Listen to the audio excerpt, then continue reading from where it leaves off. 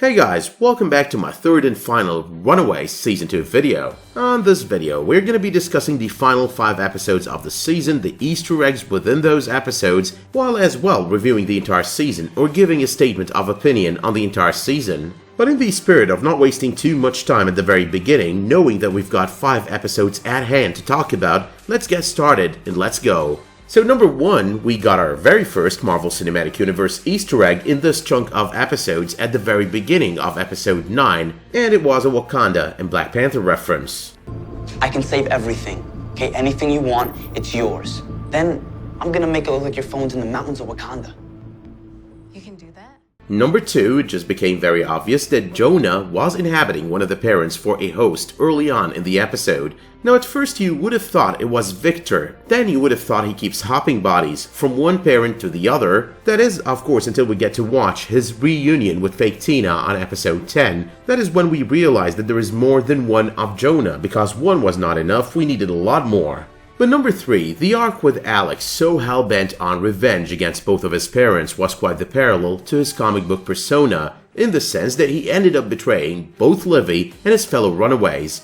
Now while we're talking about Alex, number 4, a darker side of Alex torturing AWOL, another parallel to another kind of darker side in the comics. And I'm not just talking betraying his friends over here, I'm talking the whole 9 yards, and that included being loyal to the Gibborim, willing to sacrifice anything and everyone as well, except for himself, Nico, his parents, and her parents. But on the subject of Nico, let's talk Nico and the staff of 1, and number 5, Nico's statement about the staff. I can feel it flying at me, trying to rip through my skin. Now that's an Easter egg or a reference to the staff in the comics, which does become one with Nico's body when not in use, and when she needed to use it, it would release right out of her chest. Of course she had to bleed in order for that to happen. But still on Nico here, in number 6, her Dark Dimension eyes, so many things to say here. For one thing, it's an Easter egg to Kaecilius from the Doctor Strange movie. For another thing, it is number 7, an Easter egg to the Dark Dimension, because that is really where she's drawing her powers at those moments when her eyes turn that way.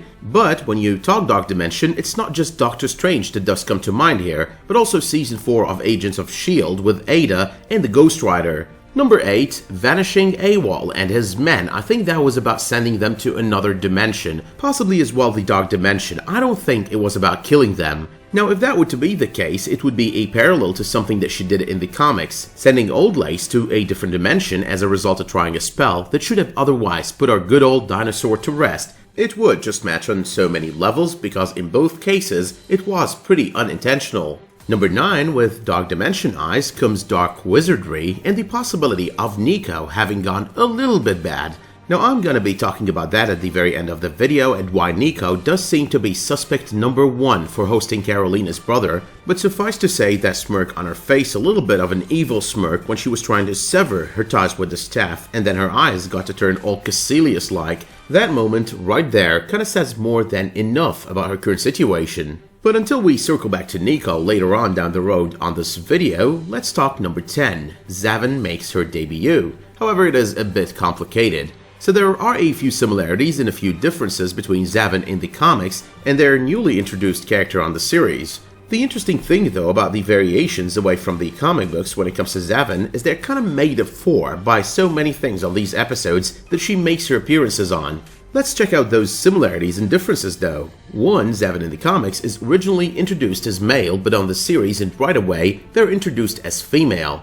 2, Savan in the comics is a Skrull, which means they're capable of shape-shifting, but on the series she's a Zartan. Now I think the change over here happened because no series or movie are going to introduce these Skrulls before Captain Marvel does. So what I think they did over here is they chose a race that's pretty close to the Skrulls in so many aspects and decided to introduce Savan as part of that race. And as evident on the series, Zartans in the comics happen to be just like the Skrulls, an alien race of shapeshifters. But the third though on the list of similarities and differences to the comics is that in the comics, Savan is actually a Super Skrull, something that makes them capable of using the powers of the Fantastic Four. But Zartans, on the other hand, they might not be exactly the same as these Skrulls, but they do have their own set of abilities. So they are capable of going invisible, and when shape-shifting, they are able to take the powers of the person that they are transforming into. But moving on though, 4, Savan may have started as male in the comics, but to the end of making Karolina happy, he transformed into a female.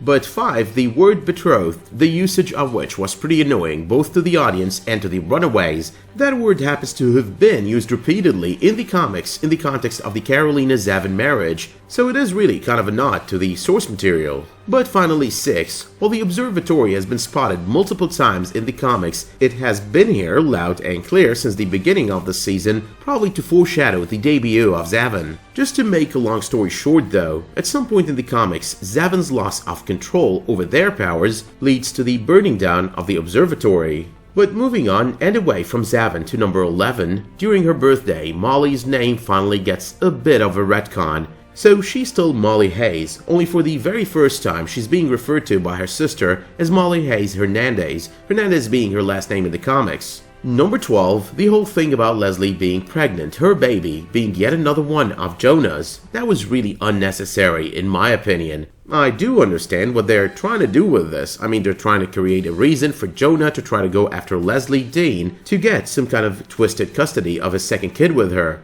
But it did still feel very forced and very unnecessary. Felt like they were trying to prolong the story to drag it on by creating this all-new element that was not really needed in there.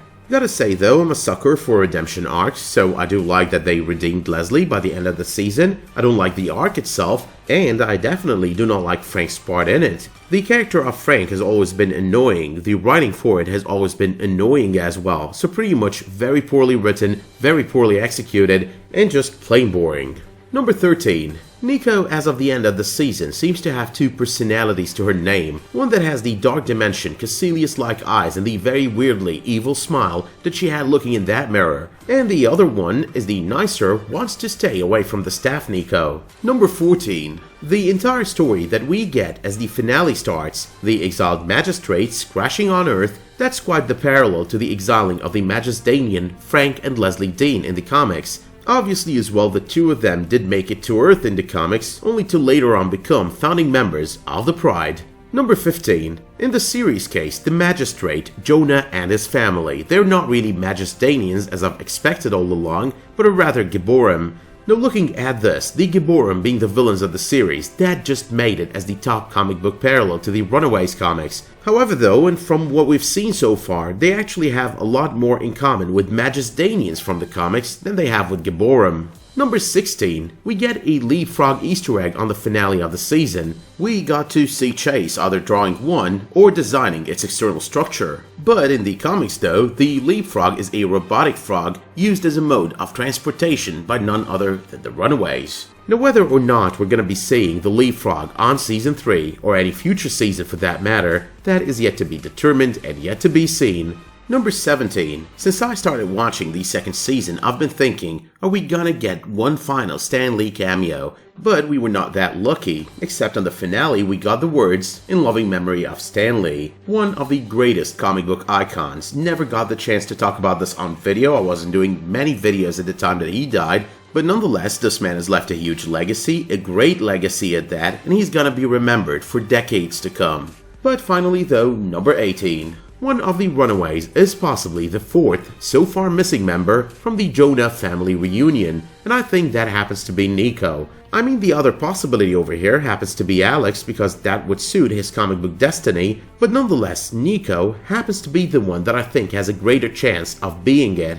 Now out of all the Runaways, she's the only one who so far has displayed multiple personalities, like the cases with the other 3. I'm talking Victor, Tina, and Stacy, going back and forth between who they are and those who use them as vessels. So if the brother is occupying her body, it would make some sense that he's also trying to save Karolina. He did probably build some sort of connection with her when they met briefly, when Jonah took her down that hole. When the 3 of them reunite at the very end of the season as well, Victor, Tina, and Stacy, they do discuss how rebellious the kid is, so it is possible that he could act in defiance to the magistrate, the rest of the magistrate. But these are just my thoughts on the subject put together. They are not necessarily true. I mean, you might have other theories, and if you do, let me know what they are in the comments down below. But moving on though, allow me to take a couple of minutes to talk my opinion of the second season in its entirety. Now when you watch any series, a series like Runaways, especially at an age like mine, you want to think of a lot of factors really. You want to ask yourself a lot of questions as well. The most important of these factors and these questions is age group. What age group is the target audience of the series? So while it makes a lot of people uneasy and uncomfortable, people of my age for example, it is what it is, a series targeting a certain age group, a teenage age group. And the thing about it is, teens act that way, a lot of them act that way. Teens do not think as much as we adults do. They are emotional wrecks and they act upon impulse, and they are not really hypocrites as a lot of people seem to think, because that's what teens are like. It's a phase and it's part of being in that phase. That's what you're like when you're a teen,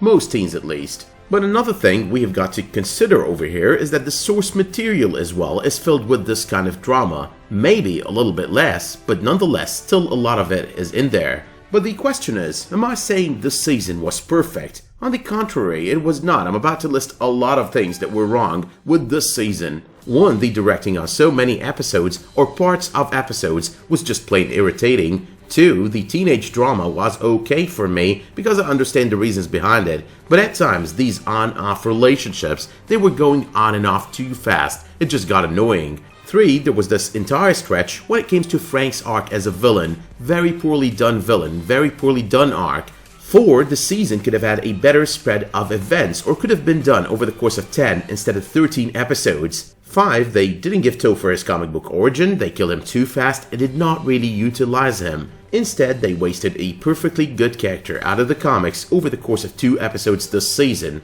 more like going for fan service that serviced no one. And finally 6, a lot of the reveals made this season were done prematurely, like they should have waited with the reveal that Jonah could swap bodies, and they should have waited with the reveal that the bodies of 3 of the parents are now hosting 3 of the members of Jonah's family. But with the negatives there were a lot of positives, a lot of Easter eggs, a lot of storytelling, some of it good, some of it not great, but nonetheless a lot of storytelling. Some of the characters were really interesting. Gertrude and the orcs do come to mind here. Except for maybe the redemption arc, Leslie is one hell of a well-written and well-acted character. But with all of that being said, I'll leave you in a moment with a summary of all the Easter eggs across the entire season. But before I do, let me know in the comments what you thought of the second season of the series. Let me know what you liked or disliked about it, and who you think the 4th Jonah family member is currently occupying. Let me know as well if you did like this video by dropping it a much appreciated like, and while you're at it you might as well subscribe and enable notifications to get updates on my future videos, community posts, and live streams. Until you tune in for another one of my videos though, thank you so much for tuning into this one,